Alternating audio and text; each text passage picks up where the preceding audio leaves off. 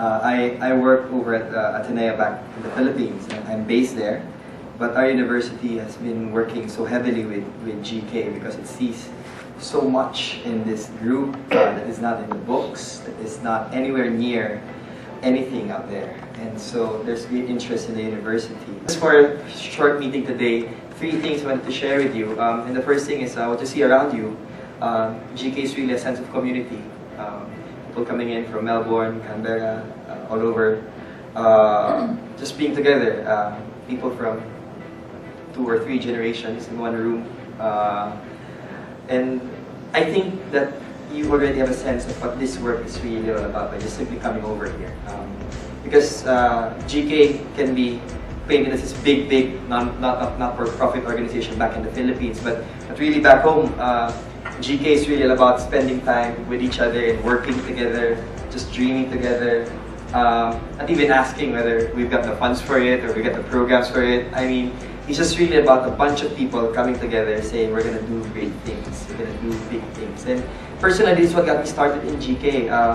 If it were totally up to me, I would have stayed in university and pursued my PhD, which I didn't anymore. Because I was originally teaching at the university and pursuing a career there until GK came along and ruined my life for the good. It was in 2005 when I first got involved, and it was a storm that brought me to GK. Big storm hit the Philippines, and over 60,000 people affected for most of the Luzon Island. A lot of people died, and naturally a lot of us Filipinos went out to help by distributing relief, which is a common thing in the Philippines. A storm hits, everyone just comes together, just pull together what we have and share food. But it happens over and over again, and it so happened that the place that I went to for relief was the same place I went to back in college many years back for my immersion, and I was doing the same thing. And I was saying, hey, 4 years ago I brought relief here. 4 years down the road, I'm still doing the same thing. We started asking the question, until when will we stop giving relief to the same people?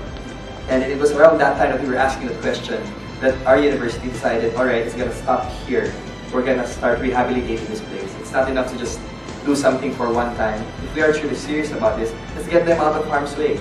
The people that we were giving relief to, naturally they'll be hit, they live in rivers. When GK started to build homes for the people from the river to transfer to another place, I got involved.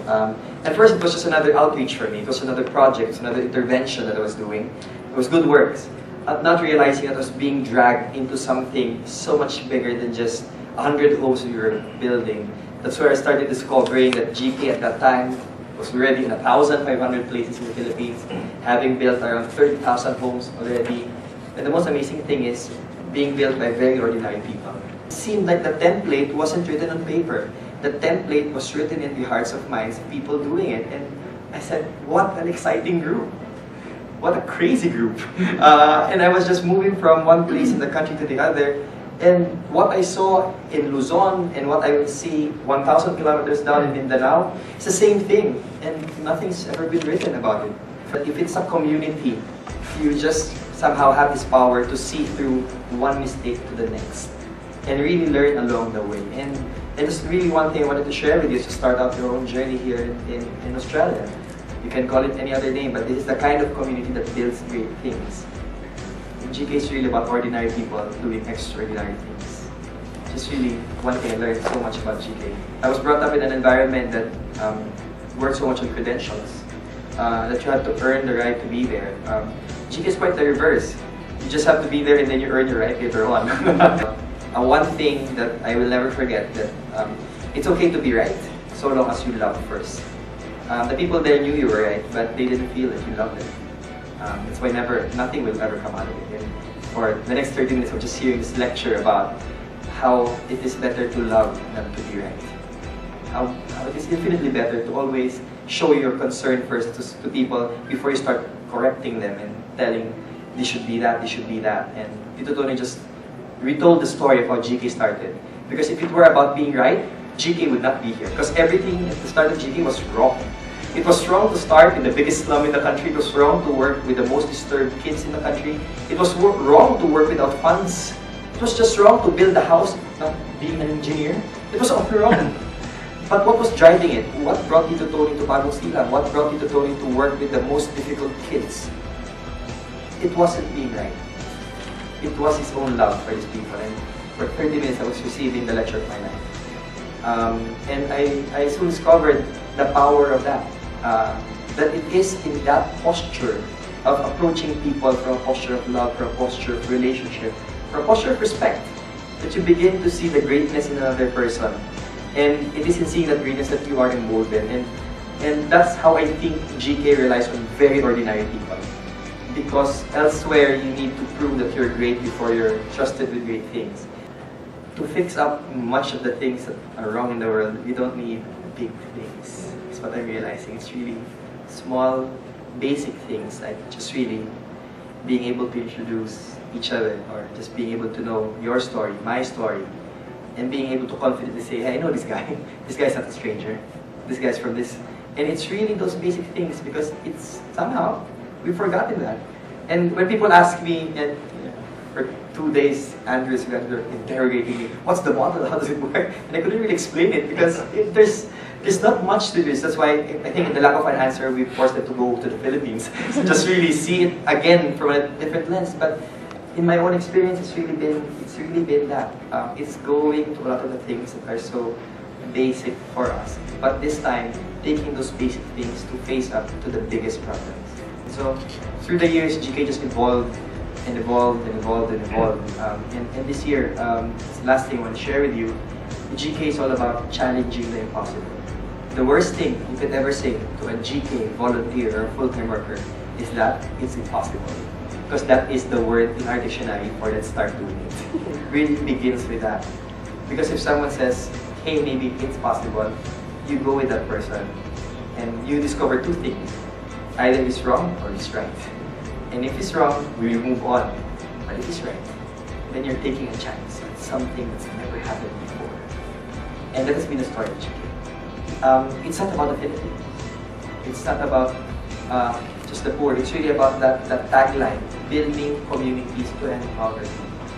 The prospect of starting this month with an expo and ending it here in Australia, and preparing for your trip next year. First time I heard about it, I didn't know what to make sense of it. I mean, a bunch of you guys wanted to come over in January to learn more about the programs and all of that. And really, just wanted to say that the template of GK are the people working for it. So I really wish that you would see the people back home and learn from them, because people will learn from them, will eventually become templates themselves. And you have your own problems here. I don't envy you. We have our own. But I also share that mission. If you say that there is a need to care for people here, then we are one family. And the way that we've led in the Philippines, lead us here in Australia, I think there's real opportunity here. If it's so good, share it with people. If it's so good, just keep on sharing it. Find joy in it, just give it away. And that's the posture I take in coming over. Just sharing it with ACU and meeting you guys here to come together. So in January, I'll be seeing most of you, hopefully. I think I heard from Sugandi, it's an open trip, so anyone who wants to come along, will come along. I'll ask her to talk a bit about it. But it's a 2-week trip. The first week is about going around different kinds of communities to talk to different sorts of people. Let's talk to former rebels, former drug lords, talk to former gang members. Let's talk to them and hear their story and see how they've grown through the years. And then the second week will be about one-on-one mentoring with some of us working full-time for GK, so just going around with us, seeing the work we do on a daily basis. And the last few days will be spent with Tito Tony at the farm to just really dream away, and bring together all the services. I'm really excited to be facilitating that for you. So I hope a lot of you can come over, and then I think I'll see you guys again in April. The program that we have ACU will last from now till April, so they're bringing us back in April. So we want to spend more time, maybe go around and see the work all over Australia.